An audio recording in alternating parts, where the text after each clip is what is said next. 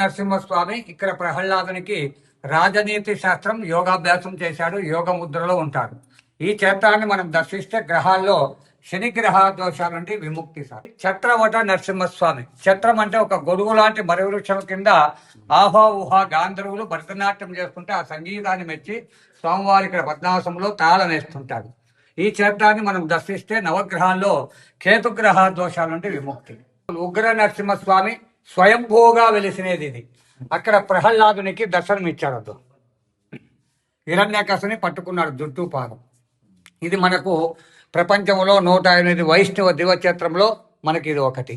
ఇది గురుగ్రహ దోషాల నుండి విముక్తి. పావన నరసింహస్వామి దట్టమైన అడవిలో ఉంది. సపరేట్గా మనం జీపులో వెళ్ళాలి. ఇక్కడ చెంచు లక్ష్మి వివాహం చేసుకున్నాడు. ఇది పాపదోష పరారి విముక్తి. ఇది బుధగ్రహ దోషాల నుండి విముక్తి. ఇది మాలోల నరసింహస్వామి. ఎగువ అహోల నుండి మనం నడుకొని వెళ్ళాలి. మహాలక్ష్మీదేవి చేతిలో తామరపు ఉంది. శుక్రగ్రహ దోషాలకి అధిపతి 3వ క్షేత్రం. ఇది భార్గవ నరసింహస్వామి 6వ క్షేత్రం. పరశురామునికి దర్శనమిచ్చిన ప్లేస్. హిరణ్యాకశుని సంహారం చేసేదానికి రెడీ ఉంటాడు. ఇది సూర్య భవానికి అధిపతి. ఇది మనకు కారింజ నరసింహస్వామి. ఆంజనేయ స్వామి తపస్సు చేస్తే నరసింహస్వామి ప్రత్యక్షమైనాడు.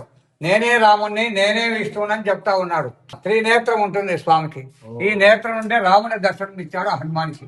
ఇది చంద్రగ్రహ దోషాల నుండి విముక్తి. జ్వాలా నరసింహస్వామి ఎగువ అహోబలం నుండి మనకు 5 కిలోమీటర్లు. ఇక్కడ స్తంభములో నుండి ఉద్భవించి హిరణ్యాకశుని సంహారం చేశాడు. పేగులు దండలాగా తీశాడు. ఇక్కడ 8 చేతులు ఉంటాయి స్వామికి. ఒక చేతిలో హిరణ్యాకశుని పట్టుకో అంటాడు. ఒక చేతిలో హిరణ్యాకశుని సంహారం చేస్తున్నాడు. ఒక చేతిలో శంకు చక్రం ఉంటుంది. ఒక చేతిలో పేగులు దండలాగా తీశాడు. 8 చేతులు ఉంటాయి స్వామికి. ఇది వచ్చేసి మనకు కుజ దోషాల నుండి విముక్తి. ఇది వరా నరసింహస్వామి. పైన భూదేవి, భూ వరహ అంటారు, క్రోడ అంటారు, దంతం ఉంది. ఇది రావుగ్రహ దోషాల నుండి మనకి విముక్తి. ఈ క్షేత్రాన్ని 9ని మనం దర్శిస్తే ఈ గ్రహ దోషాల నుండి విముక్తి చెందుతారు ఒక నమ్మకం.